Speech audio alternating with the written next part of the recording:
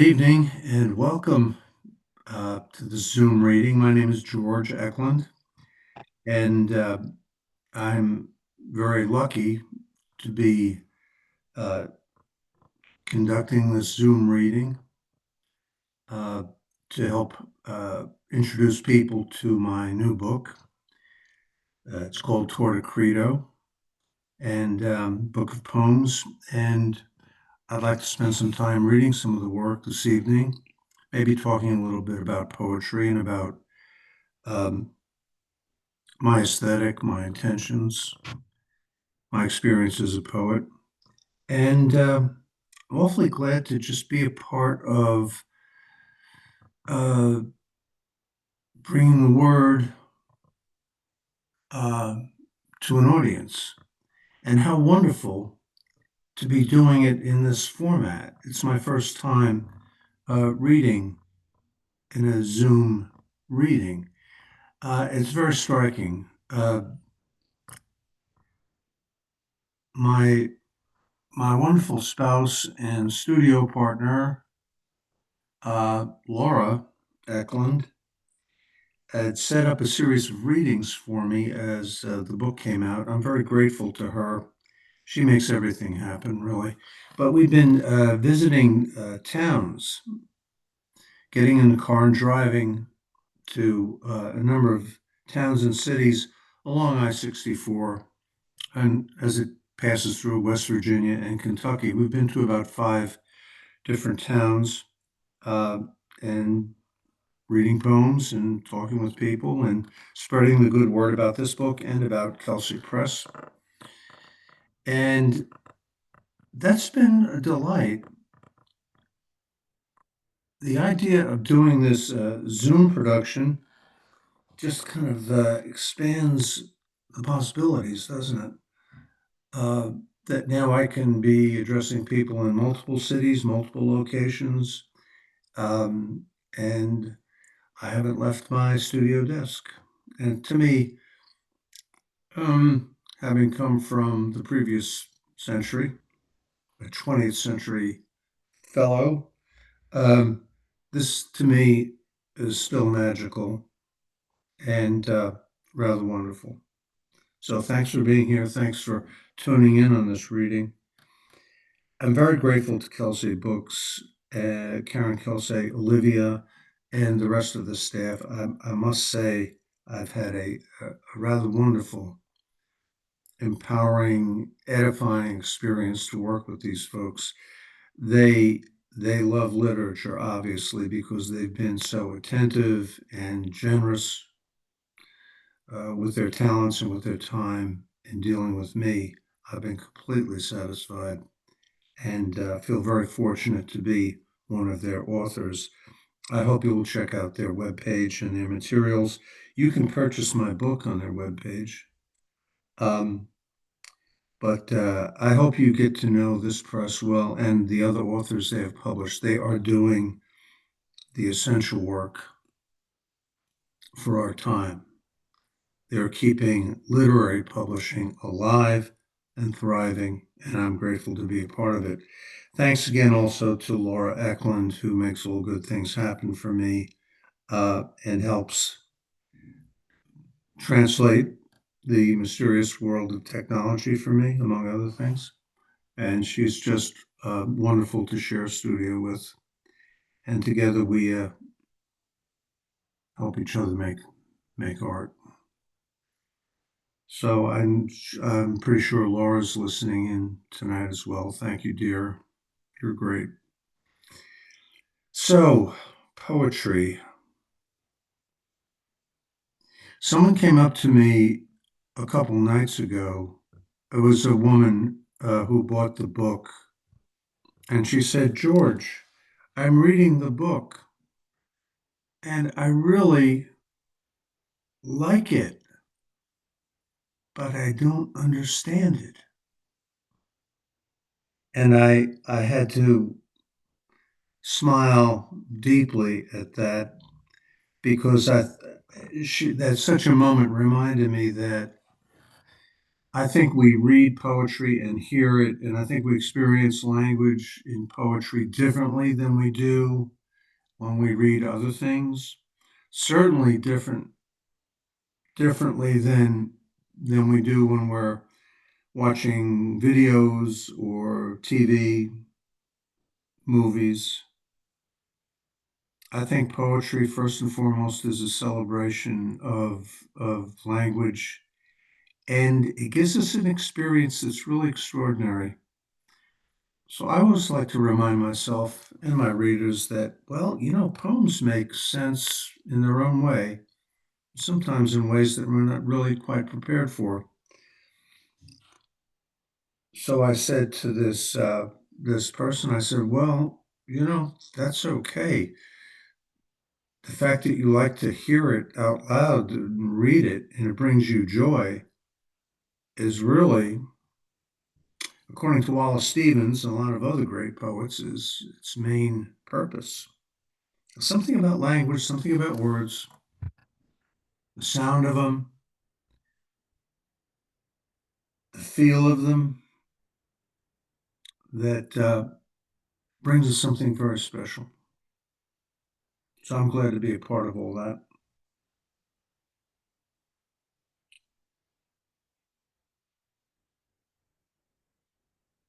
I do have to say that I believe that being a poet, being a writer, being a listener, being a reader of poetry, to me is a rather, well, I'll say it. It's really a sacred endeavor.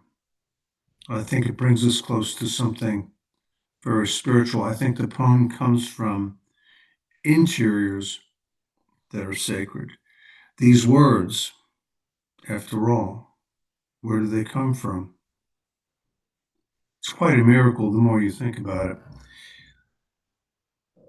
The words originate in the mystery of my body, my neocortex, my nerves, my veins, the mystery of the brain, my stomach, my lungs, my cells, this mystery that is the body. That's where the words somehow get formed. And I try never to forget this, and I really can't forget it. Through the miracle of these words, they're going to be created inside the most private place in the world. That would be my brain. And they're going to transfer out of my private brain onto the page, into the air,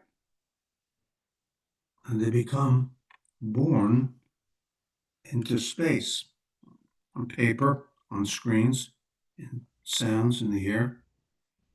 And then, uh, lo and behold, because of the miraculous power of language, the words are going to enter your body. They're going to join up with your chemistry, the mystery of your brain. They were in my interior. And now, even as I speak and as I share these poems from the book, they're going to enter your body. And I think that that is nothing less than a joyful miracle and a very powerful experience and a very sacred experience. So we must be careful with words and loving with them. And we must be ready to serve them in the best ways. And so I promise you I will read you a poem here very soon. Um, I do feel compelled to say a little something about some strange and scary experiences I've had with AI recently. I'll be quick about it. So I don't want to rant on about these new advances. Uh, I think AI will probably save us and do wonderful things for us, and it will probably be very dangerous at the same time. So I was having coffee with Jeff, my friend, at a coffee house, and I said, Jeff, I've heard that you have this AI uh, program in your smartphone, and you can get the AI to write a poem. He said, oh, yeah, you can. As a matter of fact, George, he said, I could get it to write a poem in your style. I said, really? And he said, let's give it a try. Before I could stop him, he punched into his smartphone, write me a poem in the style of George Eklund. Uh, and, ladies and gentlemen, in less than 60 seconds, the AI entity came up with a poem.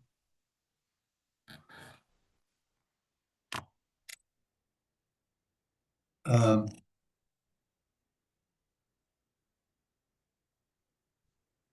and it was actually, I think, a pretty good poem. I apparently have left enough little mouse tracks through the internet that the AI machine could scamper through following the tracks and assemble some words and make it sound like a George Eklund poem. Sure enough, I could see a few images in the poem had been taken from poems I remembered, but I was quite astounded. I don't know. There could be some good to come of this. After all, I read great poems by people and allow myself to be influenced. T.S. Eliot said, remember, amateurs imitate, but professionals steal. I don't think we own language. But then again, the words do come from a sacred place, and I think they need to be honored. So I think at this point, all I'd like to say is let us be careful and attentive, respectful and loving when it comes to language, because I worry a little bit about this technology in this respect. As with the claw hammer, the hypodermic needle, the keyboard, AI will do great things, and it can also ruin us. I'm quite sure. Sounds like the central paradox of being human. Anyway, don't let me lecture. Unfortunately, there's no one to stop me, so I better police myself. Let's read some poetry, shall we? Here come the words from my inner dark to yours, perhaps.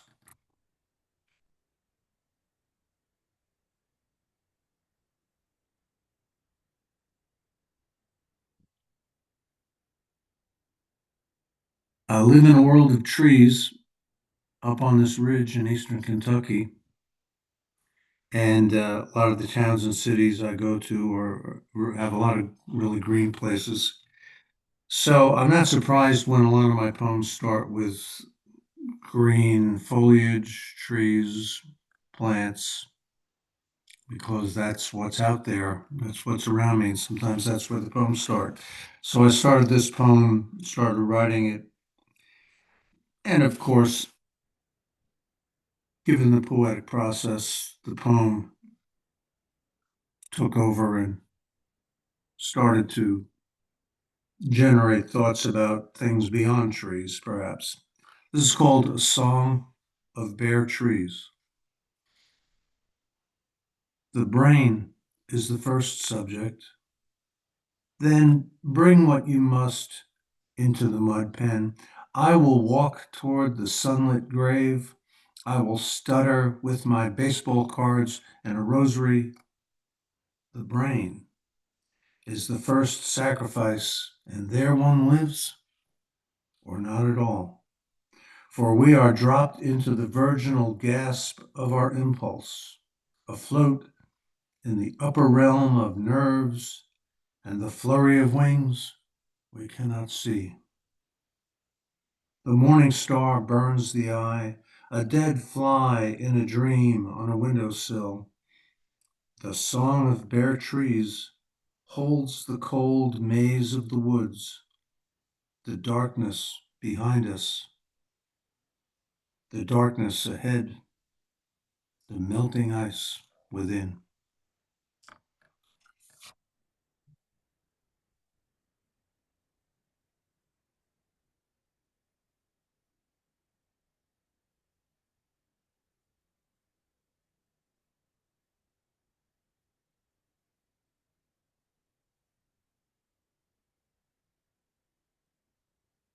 You know that AI poem was really pretty good, I must say.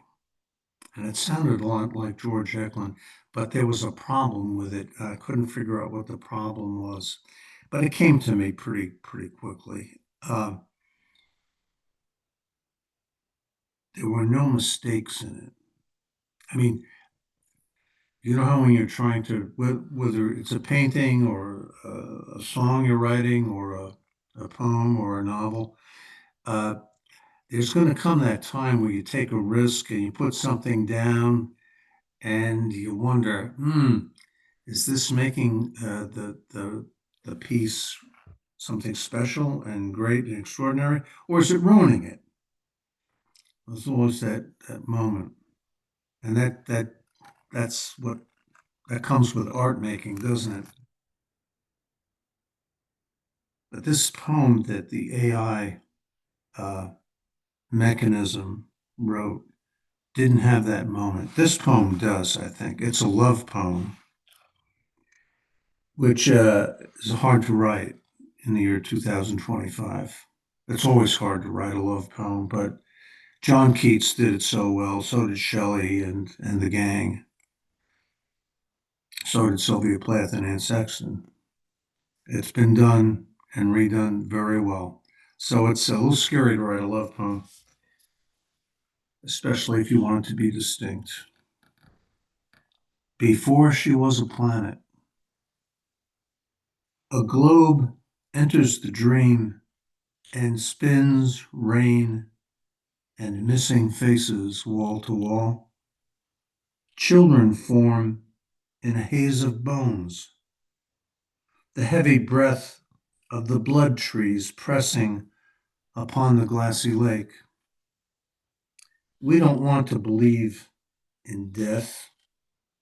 It would mean the end of the imagination. With a catheter slung over the back of a sterilized chair, I loved her before she was a planet.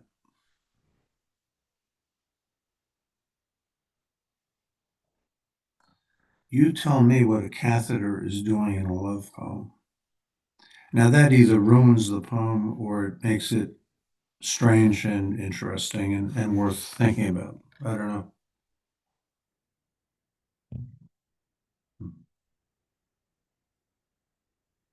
I don't know that I like this poem all that much or that it works, but it interests me. It's got me thinking. It provokes me. And maybe that's one of the purposes of the poem.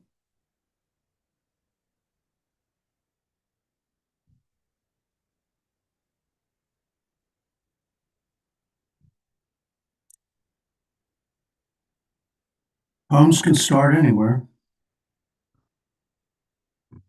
Assemblage at the edge of a wine glass.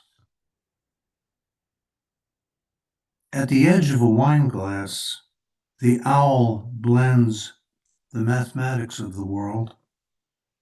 My wife knows I lie because I'm afraid. The snow awakens a mother's belief. When I love myself, I have to laugh and buy a ticket. Silently as I climb, the crows must think I am a hallucination that multiplies. The world ignites itself and wants a God. My dream breaks above the bathroom sink. The hands betray the mind naturally. Shadows worshiping faces made of glass. The vein thrives. The evening pools. The man's eye empties into something beyond himself. Hmm. I've been reading a lot from this book, and it continues to surprise me.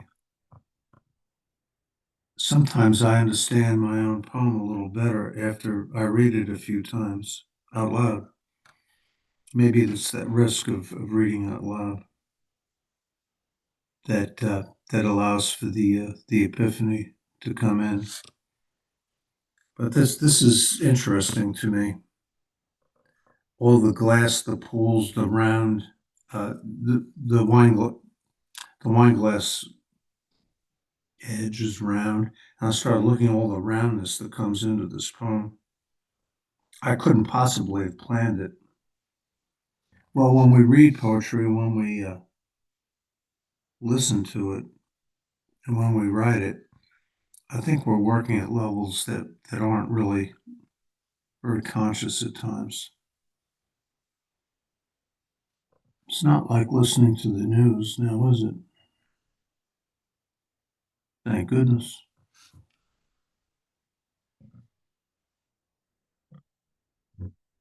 You hang around children, you'll get poetry. They're just natural creators of the poem. Here's a poem called Marina. She lay in bed, waiting for everything. She turned to the wall and saw the shadow of a silent bell. She did not need to speak beyond the shape she had become, rising from the sheets. Her eye already knew its own strange luck. Her children slept in a naked ornithology composed for the future. Broken jewels fell from her hand in search of a tide. A song lost in a cello on the South Carolina coast. She did not need to know the reasons for the gifts we would bring.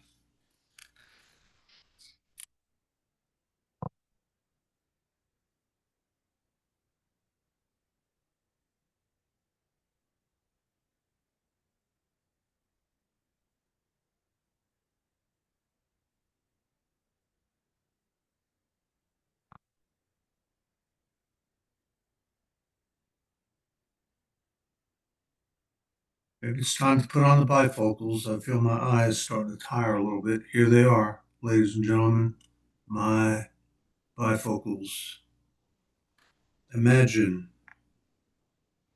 wearing bifocals.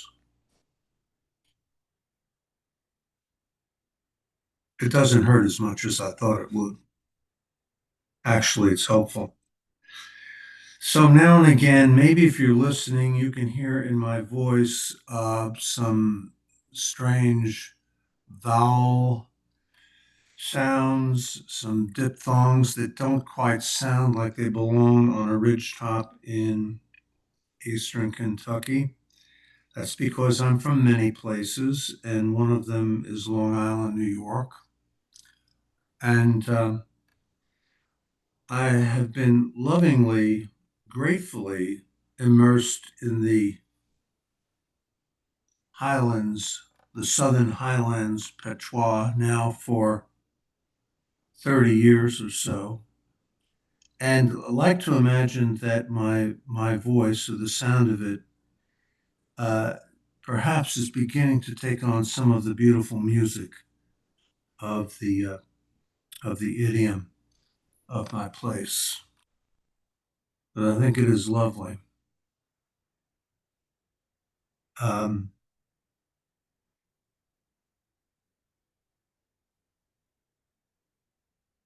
I used to remind my students that they should never let anyone give them any guff or grief about their Southern accent, especially as it is rendered here in the hills. Um,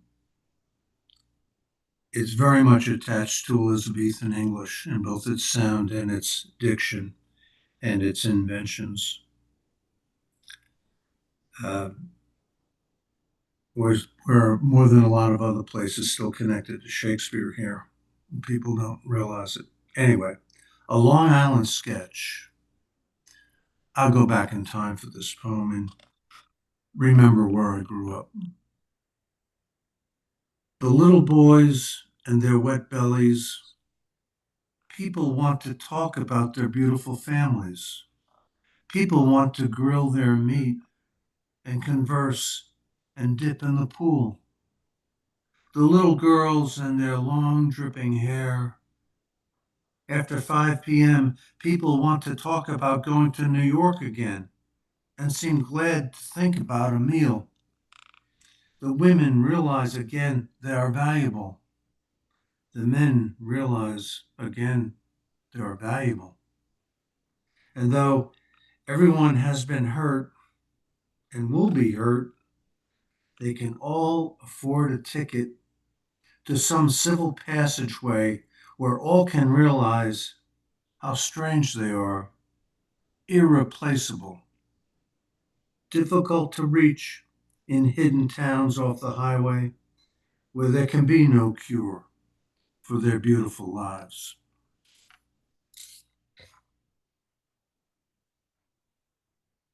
Do you hear the way I said lives? I said lives, lives, instead of lives, lives. I like lives better.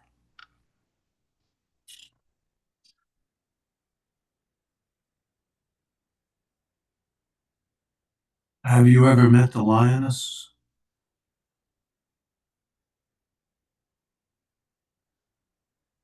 I have. In real life, in my imagination, she's very real. And she came to me for a brief time, and I wrote this poem. Uh, and I still can find her. Perhaps you are the lioness, or know her well. But I hope to write more poems for her. This piece is called Poema for a Lioness. We fall asleep among the wounded. We awaken in a flurry of moths. What cures can be found in a kingdom of small wings at the edge of a window high above the colony? If you can hold the fine shape of a broken feather, you might find a neutral country. Children wandering a scattered field of nouns covered in roadside dust. You might awaken to a thesis of streets filled with an aroma you may choose. They tell the monsters what they told them last century. Among the wounded in a circus of blood, we could meet a lioness and press a shiny Canadian dime into her paw, a coin that turned up on a windowsill. She would not think it strange to be touched.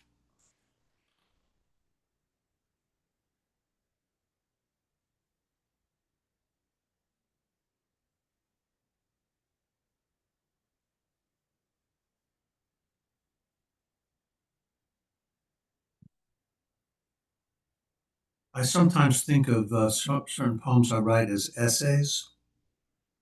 I guess if you wind up going to school long enough, you wind up being assigned an essay to write. And unfortunately, I think a lot of teachers forget that the essay, as it was invented by a Frenchman by the name of Montaigne, started out, and the French word means to essay, it's a verb. To essay means to explore, to make a journey, to go on a search. And Montaigne sat down, he was a rich guy, and sat down by his window in his library and said, I think I will essay and find out where my marvelous mind takes me. He wasn't out to show how smart he was or to get an A or to get a correct answer. He just wanted to go on a journey and find out where he would end up. And that's how essays were born. In Spanish, the word ensayo means rehearsal. So I think of these poems sometimes as journeys, journeys without a certain destination, but journeys for exploration, or rehearsals, etudes, practice pieces. Here's a piece called Essay on Here and Far Away. This window holds a scoop of light. Behind it hides a slow genetic breakdown, a card that says, Congratulations, tipped on its side. The kids don't make puppet shows anymore, and all the dogs are chained. Someone sits here and far away in spasms, and here and far away the joints in the hand begin to throb. They tear the face off a store and rename it. There are exercises you can do to improve your shape and the way you think, but blood and bones seem to know each direction is total. There's always a bath to make the mind quiet and buoy the nerves. As boys still roam the dusk and steam, looking for a place to dig a hole for the hell of it and call it an animal trap. In the morning, they won't be sure of where they were or who they are when they are old men.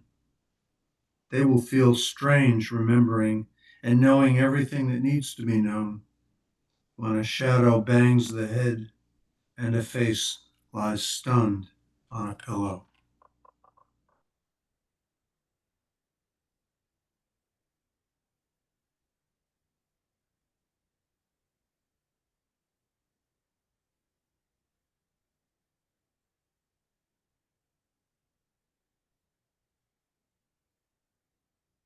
I think in a lot of ways we get trained early on to become very purposeful readers who are looking for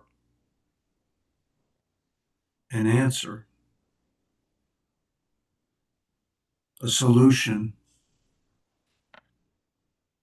a reason. And there's nothing wrong with that. It makes us socialized, civilized readers and thinkers. But I don't think poetry is always very concerned with that.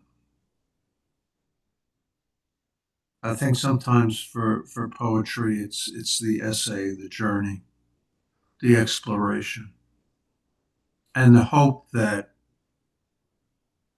a discovery, an answer might come.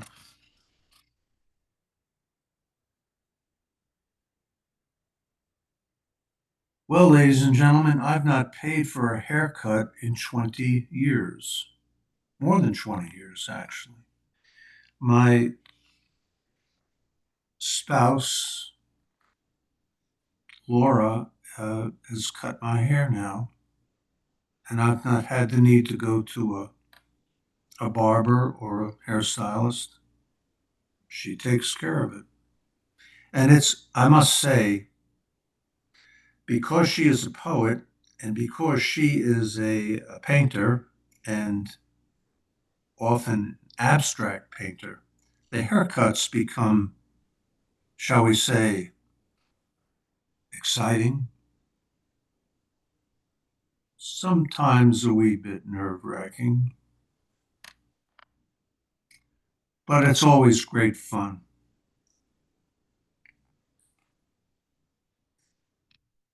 I can tell things are going to get interesting with the haircut when I look at her while she's cutting and she gets that look in her eye, the same look she gets when she's reading a poem or has a great moment at the easel. Then I start to worry a little bit. But anyway, this poem kind of starts there in the kitchen on a chair with a towel around my neck, getting my hair cut. And from there, I think the poem takes off. Essay on a haircut. I want you to cut my hair at least once as a way to pray to the world against its ways which cannot change. This morning, the spider left an empty web across the door. In the clay of my mouth, a new nonsense forms, a creation that will not burn. Cut my hair at strange angles. I was born in a stadium of leaves and pulled from the stones of an acropolis. Make me rock-shaped, and I may remember my knowledge of the world's purpose. It has to do with getting swallowed at the library or on the beach in December. It comes in a lunacy of rain on windows, wondering how to escape the shape of a face, how to speak to those children no one can see crawling on my lap in their costumes. I fear if I speak, I'll frighten them away. Shape me like the beautiful star. The sky will be small and the sentences long between us. The mind worked by the lungs and a lamp, even as I am sore in the joints where the birds pecked all night. Watch with me what walks out of myself and away. Our nations are everywhere, though impossible to see.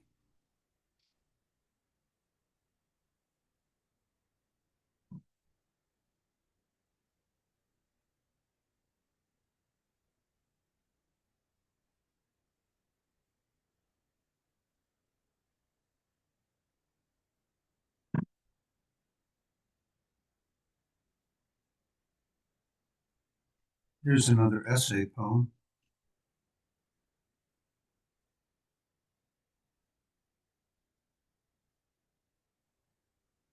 Essay on rooms where people kneel. The icy light attached to the window turns the mind toward nameless yearning in the dim tunes of the hound and the wind. Empty shoes sit in a brain or fly across a room in the past. Certain papers one cannot bear to hold or examine, except in a dream that does not arrive. How the smell of the broken earth came into me as I sat in my clean clothes by the window, and the smell of the clean sea came into my brain as an instruction. I wiped my knife upon a napkin and opened to a frozen field I did not want to know, where many plodded in search of darkened houses sealed in icy glass, and rooms where people kneel and shudder when touched by what they can't believe.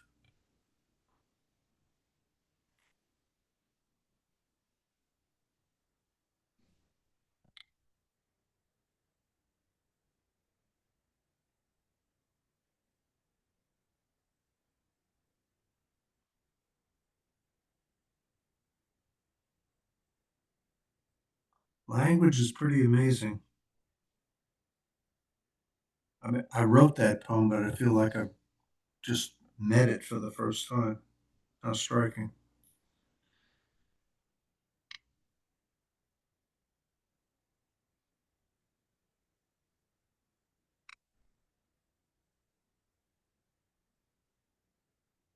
The words, again and again, I'm convinced, and again, I know and I learn as a poet, as a writer, they are more powerful than we are. It's one of my credos, one of my creeds. It helps me to forgive myself a lot. The words are more powerful than we are, and so we serve them as best we can.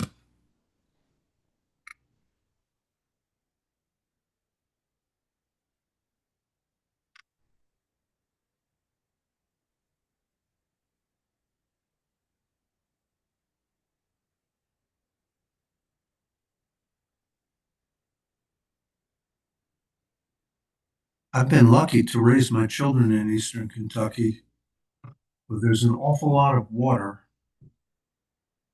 creeks, rivers, ponds, lakes, a lot of water, a lot of running water. And it didn't take me long to learn the the kind of the mystic delights of the creek.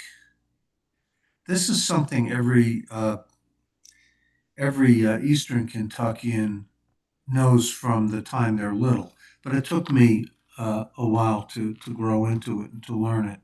The creek is really an amazement. It's a complete entertainment, and it's one of those places where you sometimes are compelled to get down on your knees, as with those dark houses. Anyway, one of the earlier houses we lived in was right on the creek bed, which brings, of course, its own kind of drama and fearful delights. But I quickly learned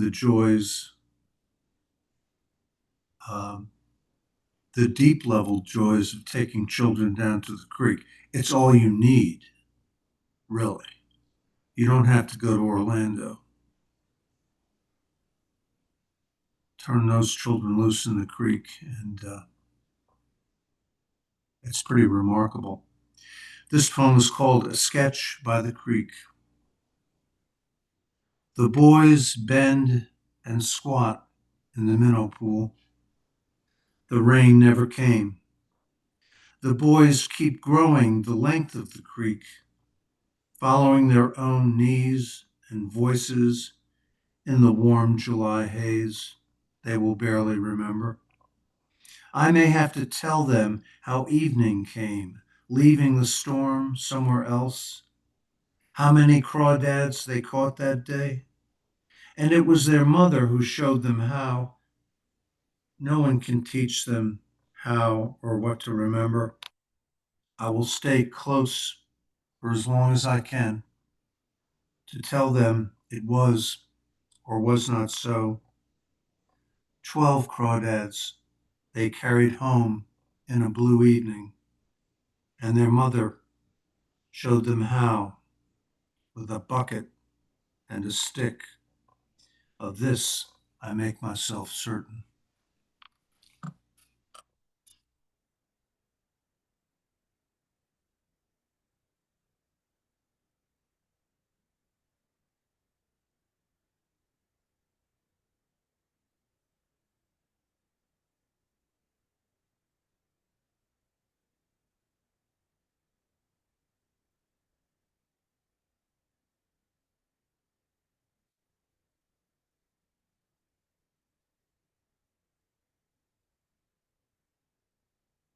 Just had this flash of a job interview I had once.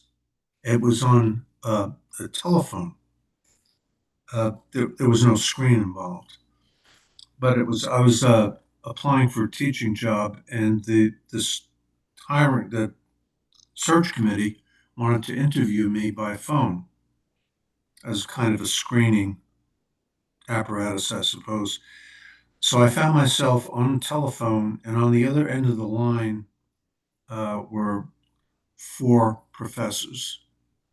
4 or 5 on a speakerphone, and I was on my telephone, and we conducted a discussion, a conversation, a kind of discourse. They had questions for me, and I was answering them. And I was not prepared for how strange it was because I couldn't see their faces. So I was cut off from all those nonverbal cues one relies upon in communicating. And I feel that a little bit now in the Zoom reading. Although there's probably ways we could all see each other as well. But this is fine uh, because I am a poet. I think I see you anyway.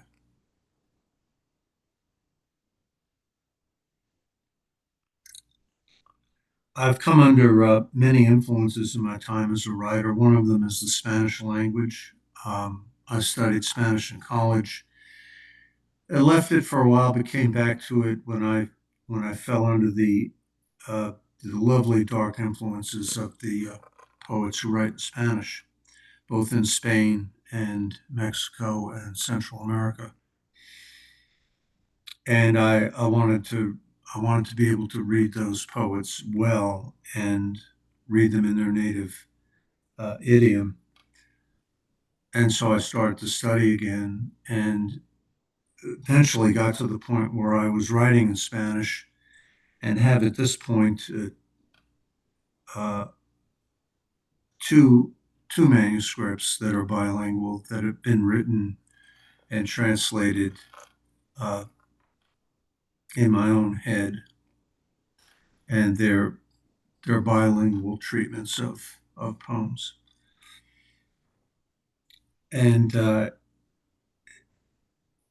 I'm a strong believer in getting exposed to other languages. It's really helped me as a writer, as a thinker. And Spanish is just a beautiful language in many ways. It is just it's lovely. And we just got back from Puerto Rico, and I got a chance to speak a bit more, which is always scary.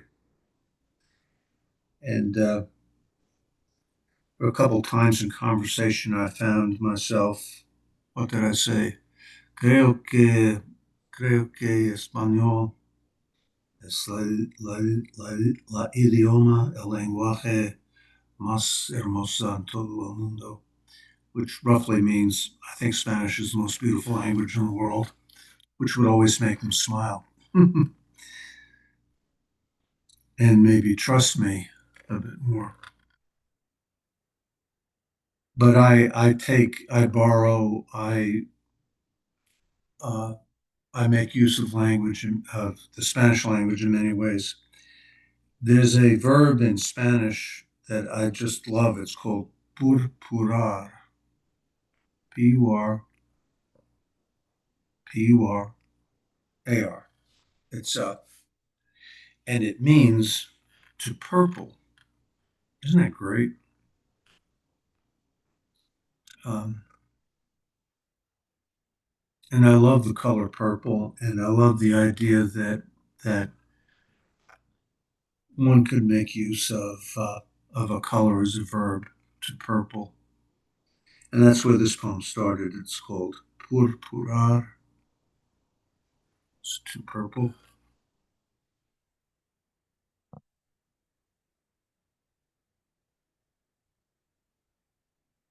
A man stood by his garden.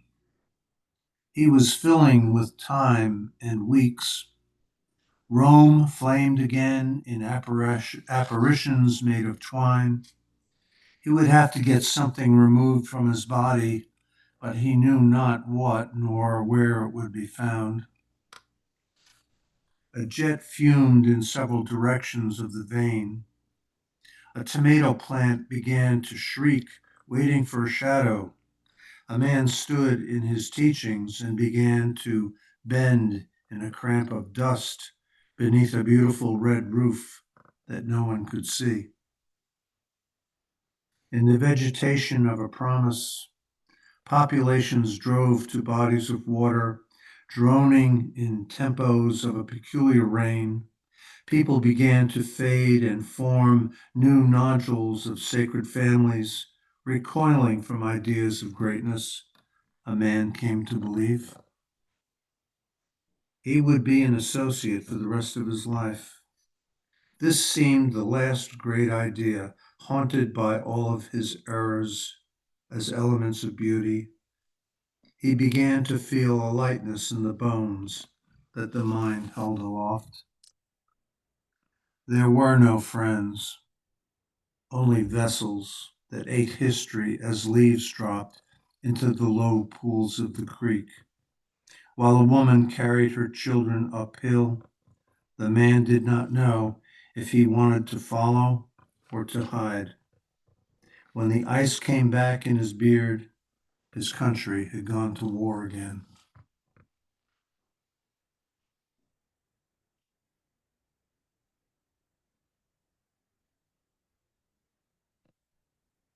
How did that happen?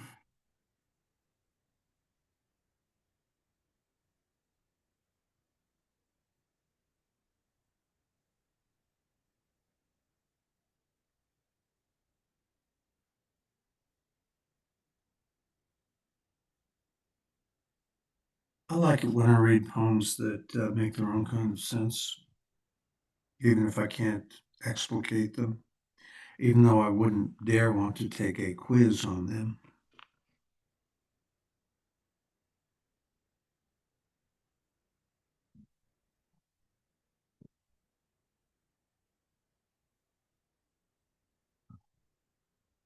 So I'm lucky enough to live on some land that was in my spouse's family for a long time, and we have about 30 acres.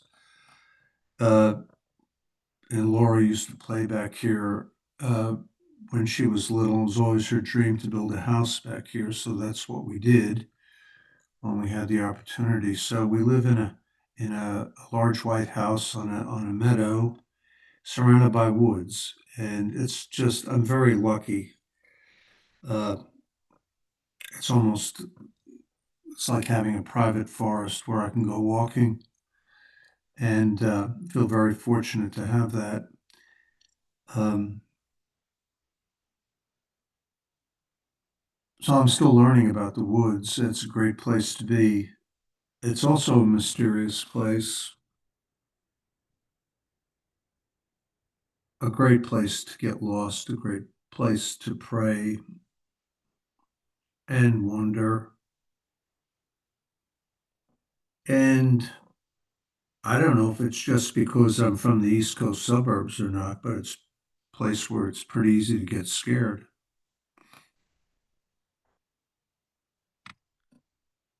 Even I discovered that even before I met my first black bear last year. Oh yes, indeed. But he was really very understanding about it all, and we came to a quick agreement that they were basically his woods too. First and foremost, his woods, and we went on our way. I think of him often. He's not yet found his way into a poem, but he's waiting. So one time I was in the woods walking around and something blue streaked by. And that is very, very strange to find the color blue down below the level of the sky in the woods. As you know, there are some blue flowers we get at certain times of the year. Uh, but for the most part, you don't see much blue in the woods. But sure enough, in this moment, a streak of blue, it was almost like it came through my head. And it didn't pass around me, but passed through me. And I didn't know what it was. It was very strange. And that's where this poem started. It's called a thought. Something blue flashed in the bare woods. Perhaps it was a thought cut loose, set adrift from the docks, the stone cliffs. Some idea, some beautiful idea, a piece of lint flicked from a long dark coat once given from a woman to a man, to a man. Some blue blotch left to float in the bare branches of a long life, waiting for dream beats and a fire ring, an old woman to tell the story of blueness, an old man to sleep back and forth as witness to the origin of beautiful thoughts and how they are lost and left to float through a life and into bare woods filled with stars we will never find.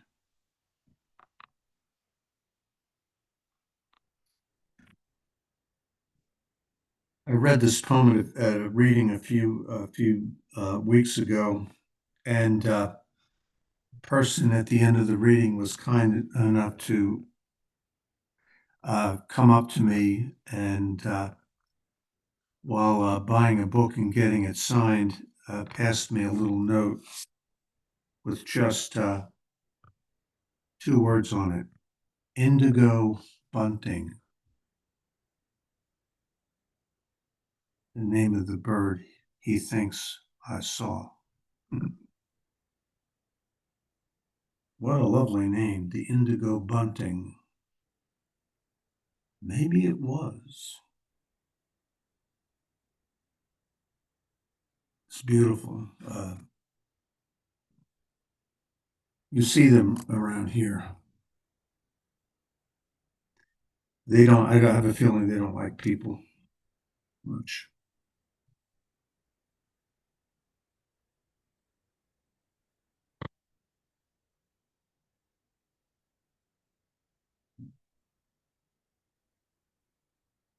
Time is passing quickly, and I think that says something positive.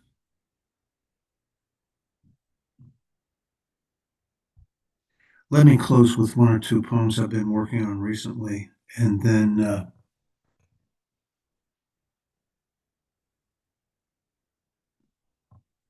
we'll say farewell until next time.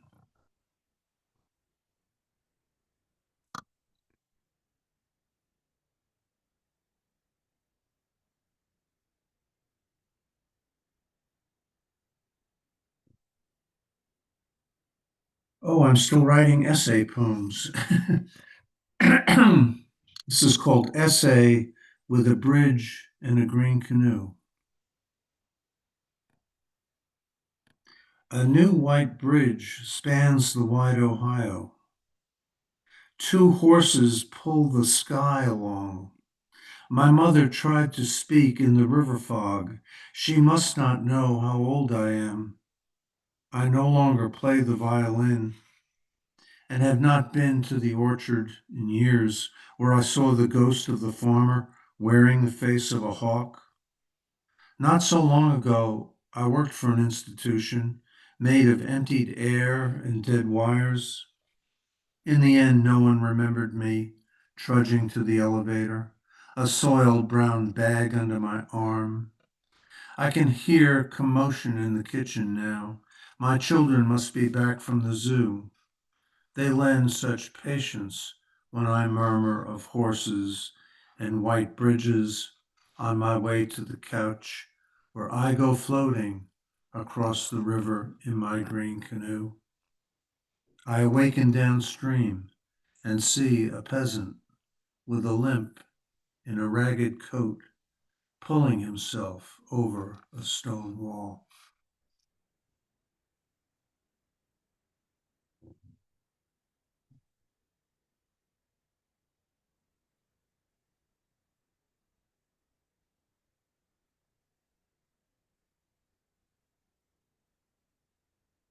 Let me close with this piece, a fairly recent composition. It's called Old Poet by a Window. Not that this has anything to do with me, of course.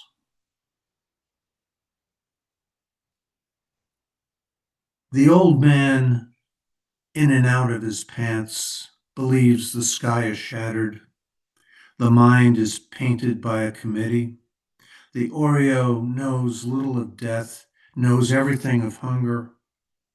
The children come collecting pennies and dimes, nickels and quarters.